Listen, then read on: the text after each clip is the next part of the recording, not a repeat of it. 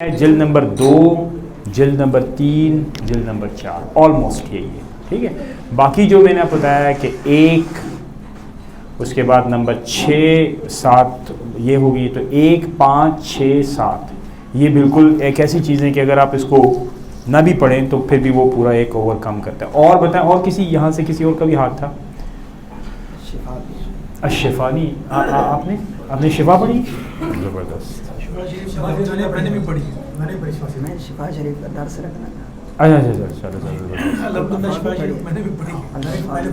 الوفا صحیح ہے، اللہ کے فضل سے الحمدللہ۔ سیرت النبی کی شبلی کی کون سی؟ اچھا ٹھیک ہے، صحیح ہے۔ اور بتائیں، آپ تو ماشاءاللہ عالم دین ہے سرکار، آپ تو پتہ نہیں کچھ نہیں پڑھے ہوئے ہوں گے۔ اچھا جی، اور شمال ترمذی پڑھنے والے، ہاں اچھا صحیح۔ تو اس کورس بیچ میں سلیکٹڈ شروع ہو گیا۔ اس کورس کا سب سے بنیادی مقصد ظاہر ہے یہ آگاہی تو ہے کہ بیٹا باتوں کی آواز نہیں آئے، جو اب بات کرے گا وہ ہمارے اس روم سے باہر جائے گا، بات نہیں کرنی، ٹھیک ہے۔ دیکھیں، سب سے پہلے بنیادی مقصد یہ ہے کہ اس پورے سیشن کے اندر آپ کو کم از کم ایک مختصر چھوٹی سی کتاب کم از کم ضرور پڑھنی چاہیے سیرت کے اوپر۔ اچھا، وہ پڑھنے کا مطلب کیا ہوتا ہے؟ پوری سیرت آپ بیٹھ کے پڑھ لیں، صحیح ہے۔ اس کا ایک اچھا انتخاب یہ ہوتا ہے کہ ایسی سیرت کی کتاب کا انتخاب کیا جائے جو کہ ایک جلد کے اوپر مشتمل ہو، جیسے کہ الرحیق المختوم ہے۔ اس طرح کی بے شمار سیرت کی کتابیں بازار میں دستیاب ہوتی ہیں، آسان آپ لے لیں، اور وہ آپ کو قاری صاحب بھی بتا دیں گے، ضرور خریدیں، اس کے اوپر اپنے پیسے خرچ کریں، ٹھیک ہے۔ بہت زیادہ مہنگی نہیں ہوتی ہے، میرا خیال ہے کہ 2-3 ڈبل روٹی اگر آپ بڑی لیں نا تو اس کی قیمت میں سیرت کی کتاب ہوتی ہے، صحیح ہے۔ ڈبل روٹی بعد جا کے لے کے آئیں گے تو 100 روپے 70 روپے 80 روپے کی 3 لے لیں، 200 روپے کی آپ کو کتاب مل جائے گی، اچھی سے اچھی، صحیح ہے۔ ایک جلد والی ضرور خریدیں، اس کو گھر میں رکھیں۔ یہاں پر دیکھیں، آپ نے فرض کریں کہ 10 دن 12 دن آپ نے درس لیا ہے، اور ابھی بھی آپ دیکھیں، میں نے دیکھ رہا ہوں کوئی بندہ نوٹس نہیں لے رہا، کوئی بندہ لکھتا نہیں ہے، سن رہا ہے صرف۔ تو دیکھو، سننے اور دیکھنے میں بڑا فرق ہوتا ہے، یادداشت ہماری کمزور ہے، ٹھیک ہے۔ تو لہٰذا کوشش کیا کریں کہ جب اس طرح کی محافل میں آپ بیٹھیں تو نوٹس لیتے ہیں، چھوٹا سا ایک پیج لے لیں، اس کے اوپر آپ کچھ نوٹس لکھیں تاکہ آپ کی یادداشت رہے، آپ کو پتہ چلے کہ آپ نے یہ چیز لی تھی۔ ادروائز کیا ہوتا ہے؟ ادروائز اس کا کوئی وہ بینیفٹ آپ ڈرا نہیں کر سکتے، جو کہ جس کی وجہ سے آپ نے اتنا وقت یہاں پر صرف کیا ہوتا ہے۔ تو ہم لوگ گفتگو کر رہے تھے مرکز اور مرکز پر تربیت کی۔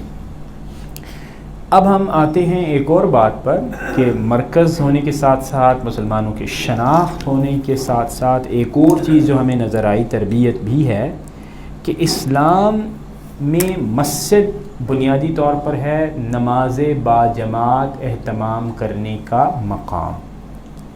حضور اکرم صلی اللہ تعالیٰ علیہ وسلم نے اسلام کو کوئی ڈرائنگ روم ریلیجن نہیں بنانا تھا، بلکہ آپ کا بنیادی مقصد یہ تھا کہ یہ ایک عملی دین ہے، اس میں کچھ کیا جاتا ہے عملی زندگی کے اندر۔ اس میں یہ نہیں ہوتا تقریریں سنو، لنگر کھاؤ اور نکل لو، یہ نہیں ہے دین۔ دین شروع سے ہی ایسا نہیں تھا، اور یہ جو لنگروں کی عادتیں ہم لوگوں نے اپنے سننے والوں کو ڈال رکھی ہیں، میرا یہ خیال ہے کہ ہمیں اس کے اوپر غور کرنا چاہیے۔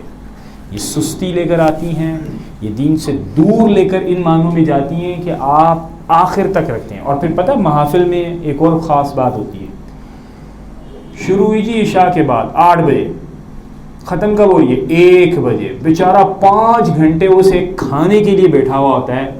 تو یہ جو انتظامیہ ہوتی ہے اس کے اوپر غور، یار ایک پلیٹ بریانی کے لیے 5 گھنٹے، اتنی تو کوئی بھی یعنی مزدوری نہیں کرواتا ہے۔ آپ کو بات سمجھ، 5 گھنٹے آپ سوچیں، 8 گھنٹے کی مزدوری ہوتی ہے، کون مزدوری کرواتا ہے؟ تو اگر آپ نے مزدوریاں ہی کروانی ہے تو کیا فائدہ ہوا؟ چھوٹی محافل جس میں حضور سے سیکھنا ہے نا بیٹا، تو اس طرح سیکھتے ہیں یہ چیزیں کہ چھوٹی محافل، خوبصورت گفتگو۔ آپ دیکھیے کہ حضور اکرم صلی اللہ تعالیٰ علیہ وسلم کا کہ گفتگو کرنے کا انداز کیا تھا۔ بعض صحابہ کرام کبھی کبھی سوال پوچھتے، آپ اس کا جواب دیتے۔ علم سیکھنے کا بہترین طریقہ کار کیا ہے؟ سوال کے ذریعے سے سیکھنا. ٹھیک ہے؟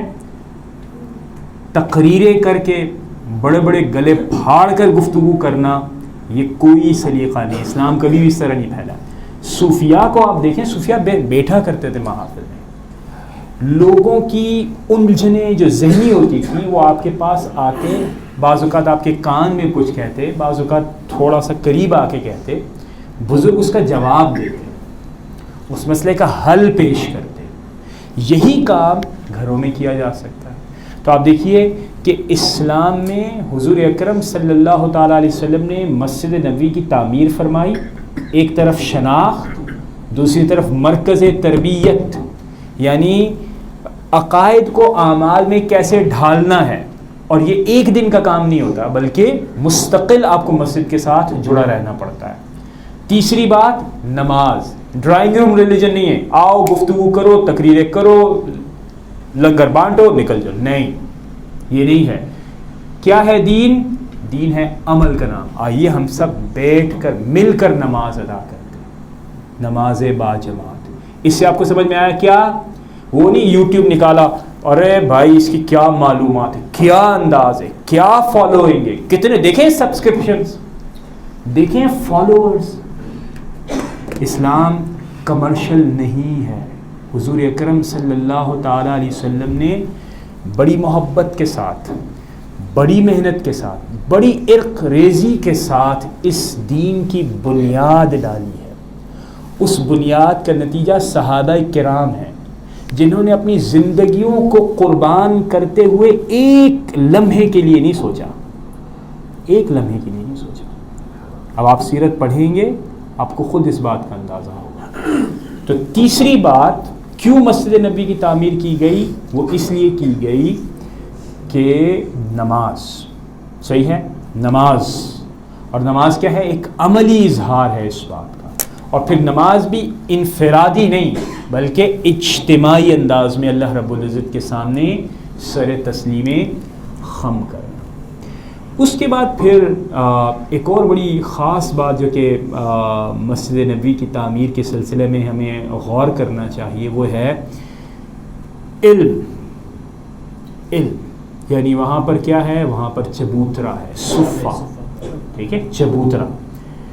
مسجد تربیت گاہ بھی ہے اور علم کا مرکز بھی ہے. اور علم پھر میں وہی کہہ رہا ہوں، سوال جواب، اپنے الفاظ کا نہایت متوازن استعمال کہ ایک ایک لفظ موتیوں کی طرح آپ کے سامعین کے پاس پہنچے، اس میں ان کی عزت پامال نہ ہو، اس میں یعنی جیسے آپ یہ کہہ سکتے ہیں کہ علیحدگی بھی ہو، اس میں خفیہ اظہار بھی ہو، اس میں بالکل صراحتاً بھی ہو، لیکن یہ بھی طریقہ کار آپ کی دعوت کا حصہ رہا.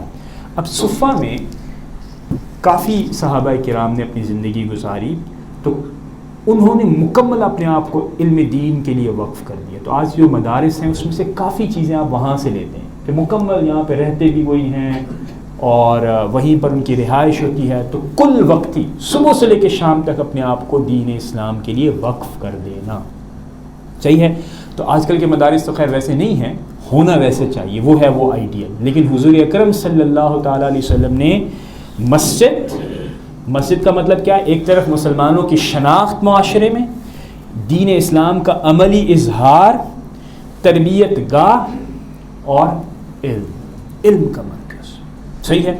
اس کے علاوہ بے شمار کردار مساجد کے ہو سکتے ہیں، جیسے وہاں پر مشاورت صحابہ کرام سے آپ فرماتے، وہاں پر غیر مسلم آتے آپ سے پوچھتے اسلام کے بارے میں، وہاں پر رہتے، مسلمانوں کو دیکھتے کہ مسلمان کیا ہیں. آج کل آپ کے پاس کوئی چیز ہے دکھانے کے لیے؟ مسلمان ایسے ہوتے ہیں، آپ کو دین اسلام قبول کرنا چاہیے، بتائیں، سوچیں ذرا اس کے اوپر. کوئی چیز نہیں ہے آپ کے پاس دکھانے کے لیے سوائے اس کے کہ جو ویڈیوز آپ بنا کر دکھائیں کہ یہ ہوتا ہے مسلمان.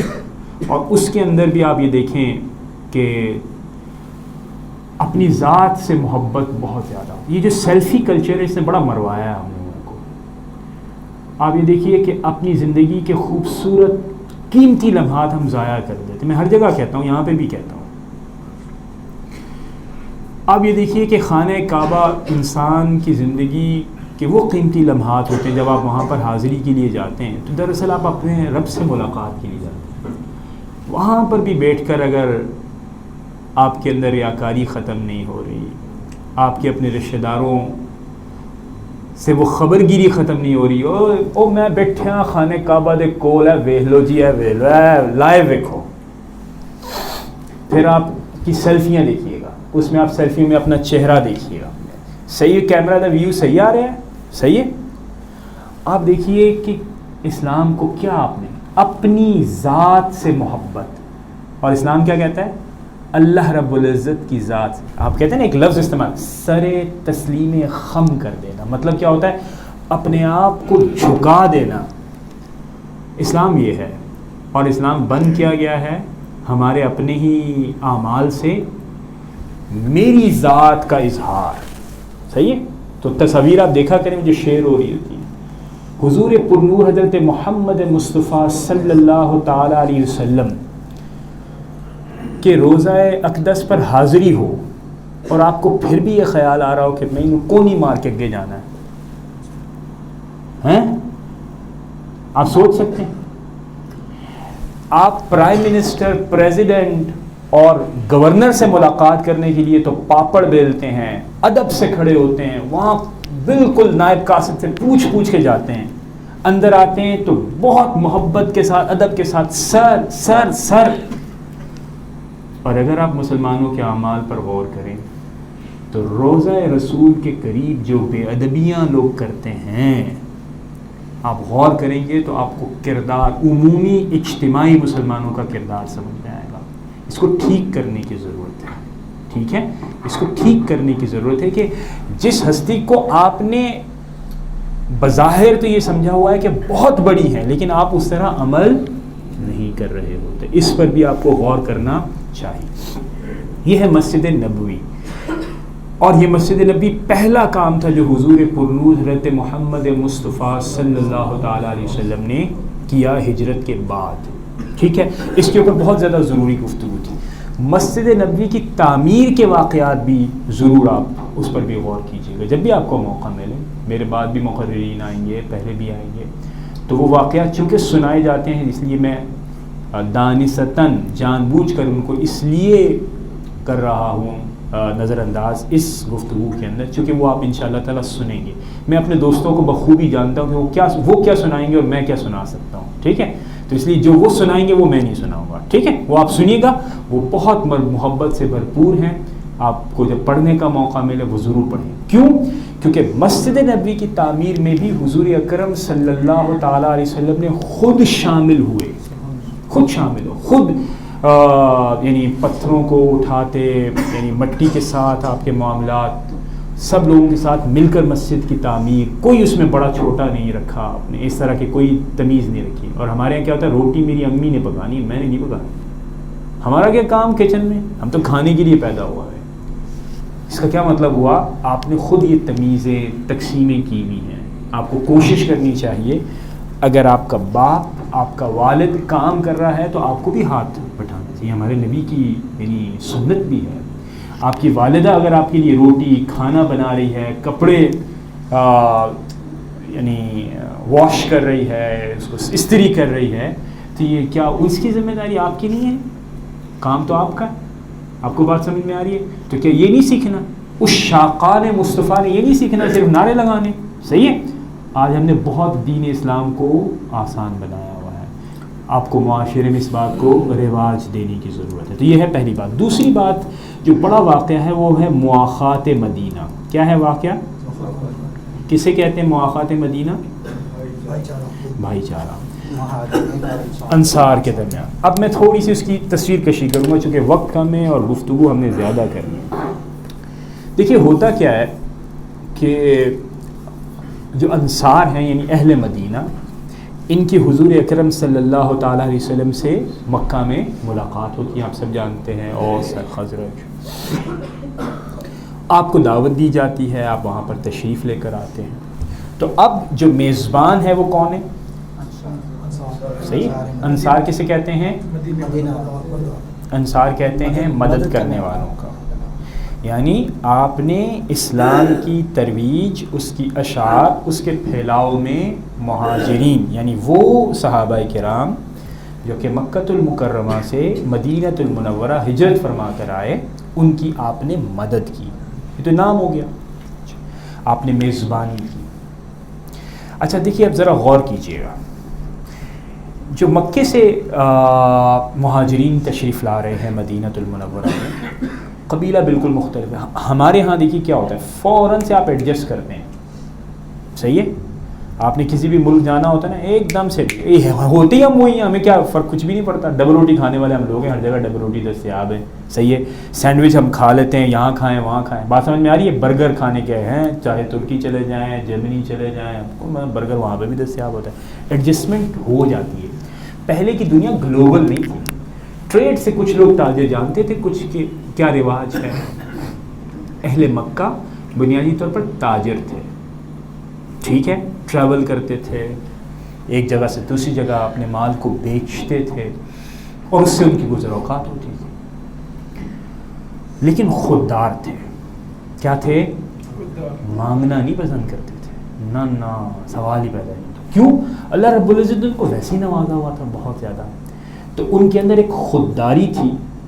لیکن ظاہر اسلام جب انہوں نے قبول کیا تو آپ دیکھیے کہ اپنے دیش سے وہ پردیسی ہو گئے. ہر چیز چھوڑنی پڑی، اپنے خاندان کو، اس کی دولت کو، زمینوں کو، ہر چیز کو چھوڑنا پڑا. یہ اسلام کے لیے ان کی بڑی قربانی ہے. اللہ رب العزت ان کے درجات میں مزید بلندی عطا فرمائے، مزید بلندی عطا فرمائے. ہم تصور نہیں کر سکتے، میں آپ کو یقیناً بتا رہا ہوں، آپ پڑھیں سیرت، تصور نہیں کر سکتے کہ کیا کیا قربانیاں ہوئی. قبائلی زندگی، سر آپ تصور، میں آپ کو بتاؤں، ہم سے یہاں پہ جا کے امیگریشن جو کرواتے ہیں نا، امریکہ اور برطانیہ اور ادھر ادھر یوں سیٹل ہوتے ہیں. اور اس زمانے میں چونکہ گلوبلائزیشن نہیں تھی تو مہمان نوازی تو سوال ہی پیدا نہیں ہوتا. ابھی بھی آپ جاتے ہیں، آپ ہمیشہ علیحدہ برمنگھم میں رہتے ہیں، لندن میں آپ کو نا گھورتے ہیں لوگ، انگریز دیتا ہے، دیسی آیا ہے، دیسیوں کی رہائش گاہیں علیحدہ ہوتی ہیں. چائنا، دنیا کے ہر بڑے شہر میں ایک چائنا ٹاؤن ہوتا ہے، چائنیز وہاں پہ آ کے رہتے ہیں، کھاتے، گندگی ہوتی ہے. ایشین کی اپنی کالونیز بنی تھی، گندی کالونیز، علیحدہ چھوڑ دیتے ہیں. انٹیگریٹ، اپنے اندر شامل. یہ کون سی تہذیب ہے؟ مہذب دنیا. ہم مرے جا رہے ہوتے امیگریشن کروانے، کرتے مرتے ہی نہیں مرتے، مرے جا رہے ہوتے ہیں. وہ چھوڑ دیں، وہ تو میں وہاں کی بات، ابھی یہیں چلے جائیں کسی بھی ایک ایمبیسی یا کاؤنسل خانے کے اندر، آپ کو پتہ چل جائے گا ایڑیاں لوگ ناک رگڑ رہے ہوتے ہیں، بدتمیزی سے آگے سے پیش آتے ہیں، چوں تک نکل. وہ بدتمیزی کا 10واں حصہ اگر سڑک کے اوپر کوئی بڑے سے بڑا وزیر کر دے نا تو اس کے گلا کاٹ دیں ہم لوگ. لیکن وہ جو وہاں پہ مشن میں بیٹھا ہوا ہے کاؤنسل آفس کے اندر کسی بھی ایک ملک کا، وہ آپ کی بخیوں دیڑ دے، آپ کی عزت کے تار تار کر دے، آپ کو ذرا برابر بھی احساس نہیں تھے میری بےزتی ہو رہی ہے. فرق ہے. صحیح ہے، اس کو اس سے نہیں جوڑے، بالکل مختلف.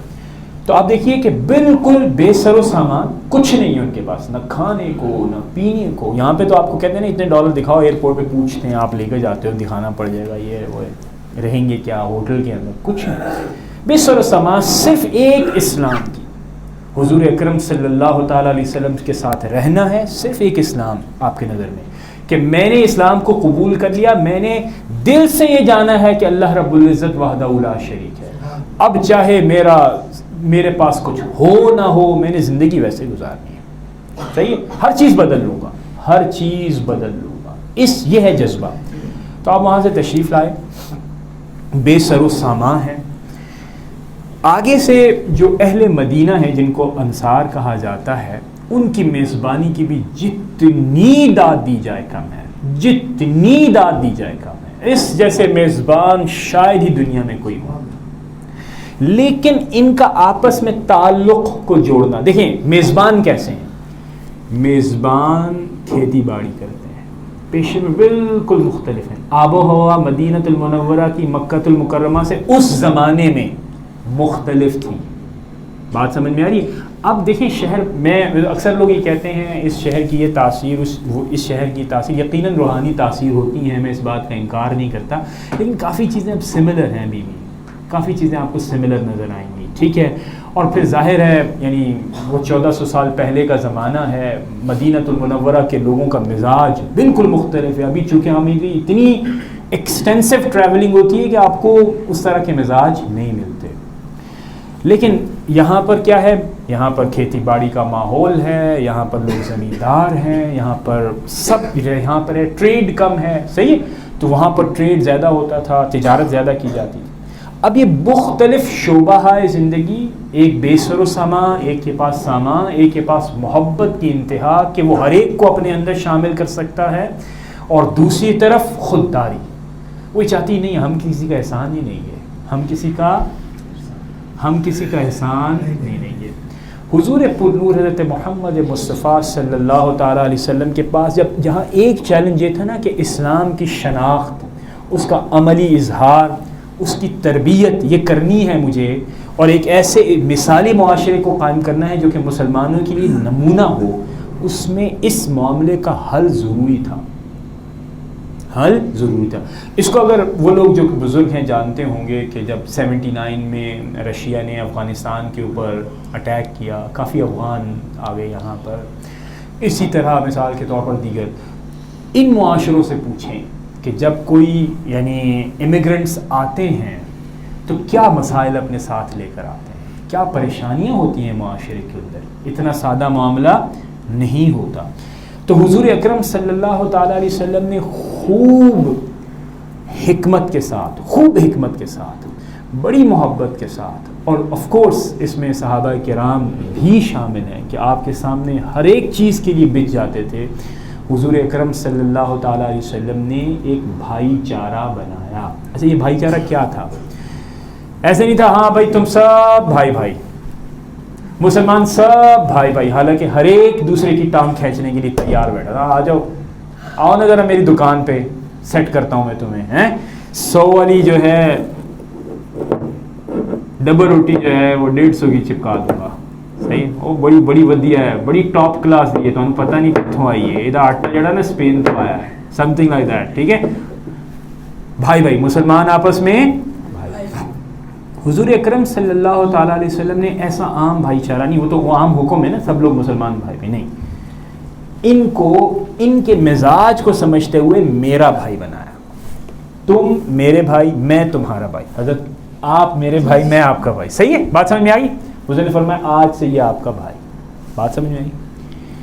آپ کو پتہ ہے کہ وہ بھائی چارہ کیسا تھا؟ سگے بھائیوں سے آگے والا بھائی چارہ تھا. سگے بھائیوں نے ایسا نہیں کیا، ایسا تعلق نہ نبھایا اور نہ ٹریٹ کیا، دونوں ایک دوسرے کے لیے سگے بھائیوں سے زیادہ، ایسا بھائی چارہ. اچھا کیسے؟ مثال کے طور پہ کیا ہے اس کی مثال؟ بڑی مثالیں دی جاتی ہیں، ان میں سے ایک مثال ہے حضرت عبد الرحمن بن عوف رضی اللہ تعالیٰ عنہ. جانتے ہیں آپ؟ اچھا حضرت عبد الرحمن بن عوف رضی اللہ تعالیٰ عنہ کو جب آپ کا بھائی بنایا گیا تو میں آپ کو بتاتا ہوں کہ جو ان کے بھائی تھے ان کا نام تھا حضرت سعد. کیا نام تھا ان کا؟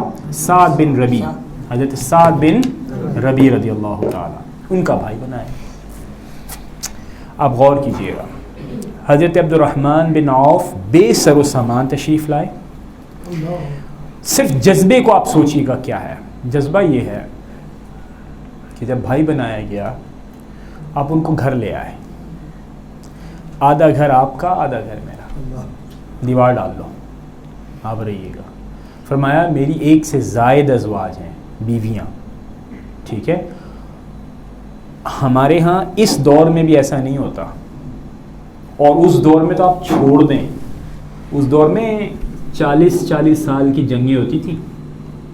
صحیح ہے، عورتوں کے اوپر، زر زمین ان چیزوں کے اوپر بھی تو آپ چھوڑ ہی دیں، اس میں تو تصور نہیں کیا جا سکتا کوئی اپنی اہلیہ اس لیے چھوڑ دے کہ دوسرے کے لیے ہو جائے. حضرت جو آپ کے بھائی بنے انہوں نے کہا میری 1 سے زائد ازواج ہیں، 2 ہیں، جو آپ کو پسند ہو آپ اس کا انتخاب کیجئے، میں اس کو طلاق دے دوں گا، آپ اس سے نکاح کیجئے. کیوں؟ کیونکہ آپ اپنی زوجہ وہاں پر چھوڑا ہے تاکہ آپ کو گھر کے کام کے لیے. آپ سوچ رہے یہ تھی وہ محبت. یہ بھائی کے لیے نہیں کرتا ہے، یہ حضرت سعد نے کی. پھر آپ غور کیجیے حضرت عبد الرحمن بن عوف کا بھی ظرف دیکھیے, منگنے والے نہیں ہیں ان سے, خودداری. آپ نے کہا بہت بہت شکریہ, آپ نے بڑا شکریہ ادا کیا, آپ نے کہا نہیں مجھے اس چیز کی حاجت نہیں ہے, اور جو آپ نے زمین کا حصہ مجھے دکھایا ہے آپ بس مجھے ایک دفعہ بازار کا رستہ دکھا دیں. پہلے دن بہت ہی 1 سے 2 چیزیں آپ بازار میں لے کر گئے, اس کی تجارت کی.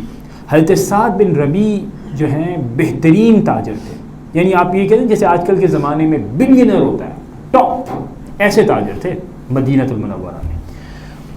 حضور اکرم صلی اللہ تعالیٰ علیہ وسلم نے جب حضرت عبد الرحمن بن عوف کو ان کا بھائی بنایا تو ایک تو ان کی خودداری دیکھیے کہ مجھے اس کی حاجت نہیں, میں آپ کے دیے ہوئے پیسے کے اوپر نہیں, میں خود جاؤں گا بازار, خود کام کروں گا, خود کماؤں گا, صرف بازار کا رس. یہ ہے خودداری. یہ کیا ہے؟ خودداری. یہ خودداری صحابہ کرام کی. آگے آئیے, آپ نے کبھی غور کریں, آپ اس پر غور کیجئے گا کہ ایسا کیوں ہوا کہ حضور اکرم صلی اللہ تعالیٰ علیہ وسلم نے ان کا کیوں بھائی بنایا؟ وجہ کیا ہے؟ تو مورخین اور سیرت نگاروں نے اس کے اوپر بڑی گفتگو کی ہے. ان میں سے جو سب سے بہترین نقطہ مجھے محسوس ہوتا ہے, دیکھیں اب اس میں کیا ہے, یہ میری پسند ہے, میرا انتخاب ہے, وہ میں آپ سے شیئر کر رہا ہوں. اب آپ کو پسند آئے وہ آپ کی مرضی, نہ آئے تو واپس, پیسے واپس. وہ یہ ہے کہ حضور اکرم صلی اللہ تعالیٰ علیہ وسلم نے بغیر سوچے سمجھے کسی کو کسی کا بھائی نہیں بنایا. مزاج سے واقف ہے. آپ کس میں ایکسلنٹ ہیں؟ یعنی حضرت سعد بن ربیع تجارت کیا ہے. عبد الرحمن بن عوف رضی اللہ تعالیٰ عنہ کے اندر وہ پوٹینشیل ہے کہ ہی could become a good trader, a good businessman. دونوں کو دیکھا اور دونوں کو ایک دوسرے کا بھائی بناتے ہیں. یہ حضور اکرم صلی اللہ تعالیٰ علیہ وسلم کی ایک خاص, ایک انفرادی شان ہے. آپ کی نبوت اپنی عروج پر نظر آتی ہے کہ حضرت سعد بن ربیع کے ساتھ تو بھی اتنا وقت ہی نہیں گزرا, لیکن آپ نے دیکھ لیا کہ یہ ہے حضرت سعد بن ربیع. حضرت عبد الرحمن بن عوف رضی اللہ تعالیٰ عنہ ان سے بینیفٹ حاصل کر سکتے ہیں. چند ابھی کچھ لمحے گزرے تھے, یعنی کچھ لمحوں سے میرے مراد ہے کچھ وقت گزرا تھا. حضرت عبد الرحمن بن عوف کے حوالے سے ایک روایت ہے کہ حضرت عائشہ رضی اللہ تعالی عنہا فرماتی ہیں کہ he was big in Medina, he was big in Medina, یعنی ان سے بڑا تاجر پھر کوئی نہیں تھا. یعنی وہ تجارت جو کہتے ہیں کہ سر کے اوپر پنیر اٹھا کر اسٹارٹ کی گئی, اب بے شمار قافلے کو آپ اون کرتے ہیں جو کہ تجارت کا سامان شام اور ادھر ادھر لے کر آتے ہیں, واپس لے کر آتے ہیں اور مسلمانوں کو پھیلاتے ہیں. یہ تھا بھائی چارہ. اس کے نتیجے میں کیا ہوا؟ اس کے نتیجے میں ہوا یہ کہ مہاجرین کی اجنبیت مدینہ المنورہ میں ختم ہو گئی. اب مہاجر ایسا نہیں تھا باہر سے آئے ہیں, اور ہمارے ہاں تو ابھی بھی بحثیں ہوتی ہیں آپ سندھ کے اصل مکین ہیں یا باہر سے آئے ہیں. سمجھ میں آ رہی میری بات؟ آج بھی اس مہذب دنیا کے اندر, اس ماڈرن دنیا کے اندر, اس جدید دنیا کے اندر کیا بحث ہو رہی ہوتی؟ او بھائی تجھے تو باہروں آئے ہو, صحیح ہے نہیں. اور یہ آپ پاکستان کی بات نہیں کر رہا, یعنی الحمدللہ پاکستان کو پھر بھی میں 100 جگہوں سے اچھا سمجھتا ہوں, کیونکہ مجھے پتا ہے کہ باہر اس سے زیادہ گند ہے.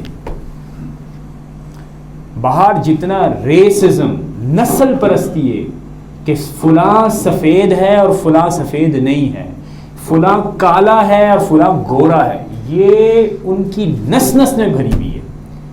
لیکن پاکستان میں ہمیں اس پر غور کرنا چاہیے کہ آپ بھی ایک لحاظ سے نسل پرستی کرتے ہیں جب آپ یہ کہتے ہیں کہ فلاں باہر سے آیا, فلاں باہر سے نہیں آیا, اس کو نوکری دینی, اس کو نہیں دینی, اس کے ساتھ یہ کرنا. اور سب سے زیادہ حیرت کن بات بتا, علماء سے بڑی معذرت سرکار, بڑی معذرت ہے آپ کو سر, پھر وہ بعد میں مجھے کہیں گے او آپ نے یہ کہہ دیا تو میں معذرت پہلے کر. مدارس میں یہ بات بڑی کوٹ کوٹ کے بھری ہوئی ہے کہ مدرسے کا اسٹوڈنٹ کبھی کی کسی سے پوچھتا ہے ہاں بھائی تو کہاں سے آیا ہوا ہے؟ کشمیر سے آیا ہوا ہے, باہر سے آیا, اندر گیا. Can you imagine? میں ایک جگہ گیا ایک صاحب مدرسے کے فارغ التحصیل، شاید مفتی لکھتے ہیں اپنے نام کے ساتھ، کیا پوچھتے ہیں کراچی کے ہیں آپ؟ یار آپ سوچ سکتے ہو ایک مدرسے کے اندر پڑھنے والا بندہ یہ سوال کرے گا؟ نسل پرستی کا سوال ہے نا، باہر کے اندر کے ہیں، بھائی کیا تم نے میرے کو پراپرٹی دینی ہے، کیا کرنا ہے، اور تم ہوتے کون ہو پوچھنے والے؟ اور تیسری بات، تم نے سر پر یہ ٹوپیاں لگائی ہوئی ہیں، داڑیاں سجائی ہوئی ہیں، شرم نہیں آتی تمہیں؟ یعنی جس نبی نے کیا فرمایا تھا کہ کالے کو گورے پر تفریق نہیں ہے، اور تم نے یہ چیزیں اوپر لگا کر اندر تمہارے اندر وہی بغض اور اناد ہے، تو سوچو یہ کیا کر رہے ہو تم؟ یہ دین ہے۔ تو لہٰذا یہ چند باتیں تھیں جس کے اوپر ہمیں غور بھی کرنا چاہیے، سیکھنا بھی چاہیے۔ مجھے یقین ہے کہ یہ باتیں ہوا میں ہی تحلیل ہو جائیں گی، چونکہ لکھا تو کسی نے بھی کچھ نہیں ہے، لیکن یہ تقریر نہیں تھی۔ یہ کیا تھی؟ تقریر نہیں تھی۔ اس کے اوپر غور و خوض کرنا چاہیے، اور یہ باتیں لکھنی بھی چاہیے، ان کے اوپر غور کرنا چاہیے۔ اس میں بہت ساری باتیں ہیں، اور یقیناً ایک بات میں خراج تحسین پیش کروں گا ہمارے قاری شفقت اللہ صاحب کو، کہ مدارس میں بھی سیرت نہیں پڑھائی جاتی۔ تو آپ نے بڑا ایک اہم کام کر رہے ہیں، اللہ رب العزت نے آپ سے ایک بڑی خدمت لی ہے کہ اپنے مسجد کے نمازیوں کے لیے، بچوں کے لیے اس بات کا اہتمام کیا کہ سیرت کے اوپر 10 روزہ تقریباً 10 روزہ کورس کا اہتمام کیا۔ آپ کو نئی سے نئی باتیں، اور یہ ظاہر تقاریر میں اس طرح کی باتیں، تقاریر میں آپ کو پتہ ہوتا ہے نا، کمپیریزن بھی ہوتا ہے کہ ارے کمپیریزن ہوتا ہے، یہ اس تو ودیا ہے، نہیں ودیا، نہیں ایسا ہی نہیں ہے، اور جوش ہے ہی نہیں سی۔ اور اصل میں جو فنڈ کر رہے ہوتے ہیں نا، جنہوں نے دیگے چڑھائی ہوئی ہوتی ہے، وہ کہتے ہیں یار سانو تعریفاں لبنیاں چاہیے، ایسا مولوی بلاؤ جڑے ساڈی بھی تعریف کرے تو علاقے جو واہ واہ ہو جائے بندے نے بلایا۔ اور آپ کو میں یقینی بتاؤں، بڑا یعنی معذرت کے ساتھ سب لوگوں کے لیے، آپ کافی یہاں پہ وہ لوگ بھی بیٹھے ہوں گے جو کہ تعاون کرتے ہیں، کہ کرتے رہنا چاہیے، لیکن صرف ایک چیز صحیح رکھیں، تعاون آپ اللہ رب العزت کی خوشنودی کے لیے کرتے ہیں، اپنی ذات کے لیے نہیں کرتے، صحیح ہے؟ لیکن ایک بات کا خیال رکھیں، ہمارے ہاں تعاون پتہ کیسا ہوتا ہے؟ وہ میں انہیں بھی بلایا سی، مطلب کیا، یہ سب میرے نیچے ہیں، میرے پاس اتنا پیسہ ہے، میں انیاں دیگا بلا سکنا، میں انیاں دیگا کروا سکنا، اور میں اس مولوی نے بھی سدیا سے، وہ 50,000 روپیہ لینا نا، میں سدیا سی، میرے کو ایڈا پیسہ ہے۔ تو آپ نے کس کے لیے کیا ہے؟ سمجھ میں آ رہی ہے؟ اور دکھاوا کیا ہوتا ہے پتہ ہے آپ کو؟ نہیں، ریاکاری تو ہوتی ہے، اور کیا ہوتا ہے؟ شرک ہوتا ہے۔ کیا ہے؟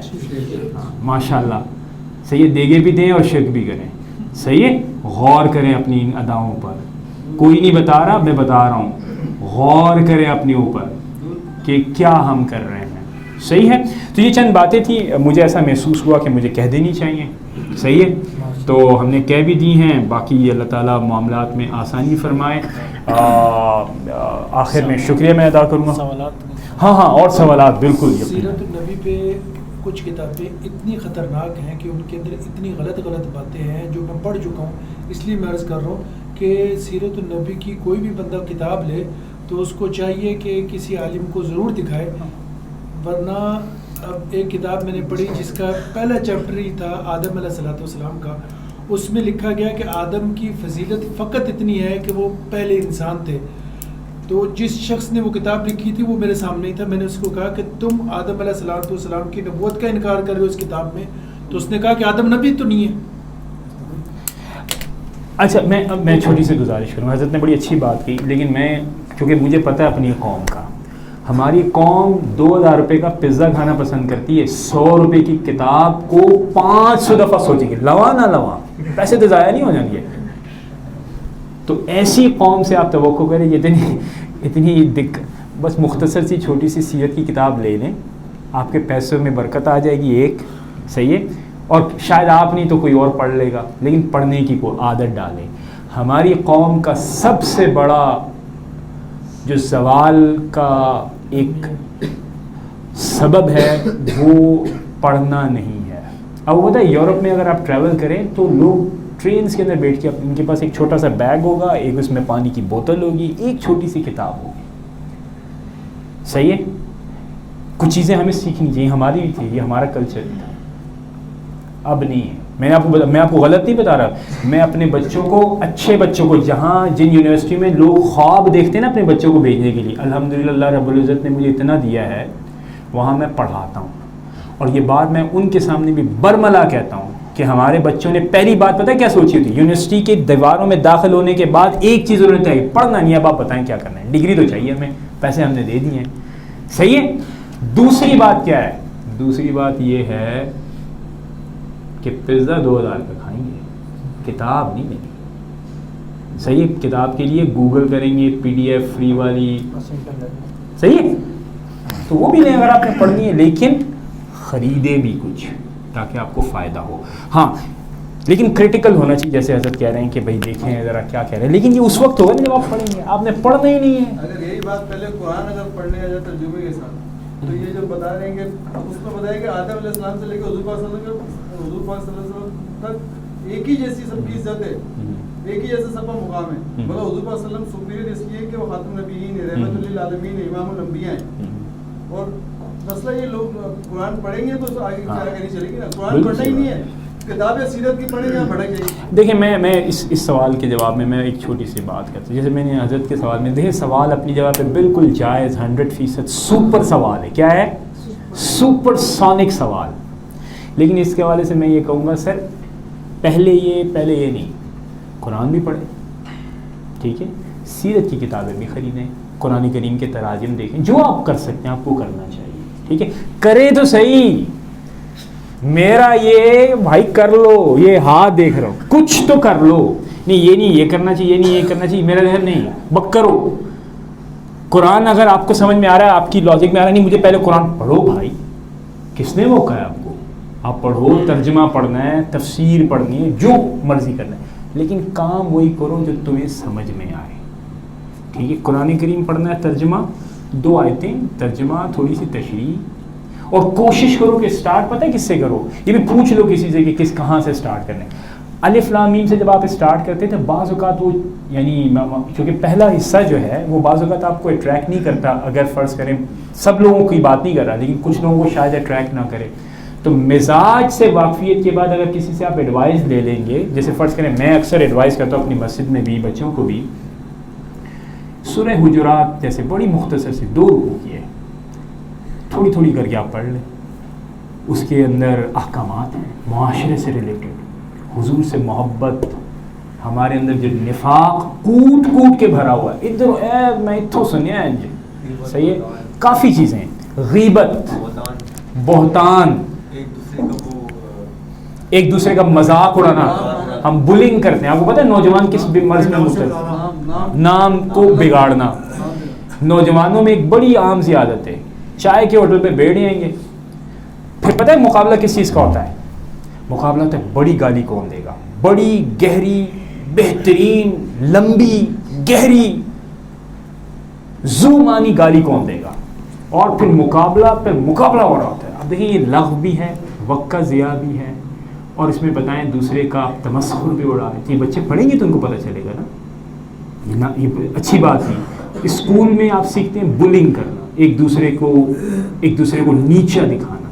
اسلام کے بنیادی اصولوں کے خلاف ہے. چاہے آپ چھوٹے بچے سے کریں، بڑے کے سے کریں، دوست سے کریں، قریبی دوست سے کریں، کسی سے بھی کریں، بلنگ از ابیوز، یہ کسی بھی صورت میں ٹالریٹ نہیں. تو اس سے پتہ کیا ایک سینس آتا ہے، میں نے یہ پوری صورت پڑھی ہوئی ہے 2 رکوع لیکن بہت ہی ریلیونٹ ہوتے ہیں. سورۃ النساء بڑی صورت ہے، لیکن اس کے مقابلے میں آپ سورۃ النور دیکھ سکتے ہیں، سورۃ طلاق دیکھیں، خواتین کے حوالے سے بہت ہی یعنی اس میں بنیادی احکامات ہیں. تو کہنے کا مقصد یہ کہ سٹارٹنگ پوائنٹ سورۃ المائدہ احکامات ہیں، آپ ذرا دیکھیں تو آپ کو پتہ چلتا ہے کہ ہمیں انتخاب کیا کرنا ہے. پھر وہاں سے آپ آگے آئیں. ایک اور ڈویژن بھی ہوتی ہے کہ مثال کے طور پہ 500 سے قریب آیات ہیں جو کہ احکامات کے حوالے سے، اس کے اوپر کچھ آپ چیزیں دیکھ لیں پہلے، تو ایک تعارف ہو جاتا ہے احکامات کا.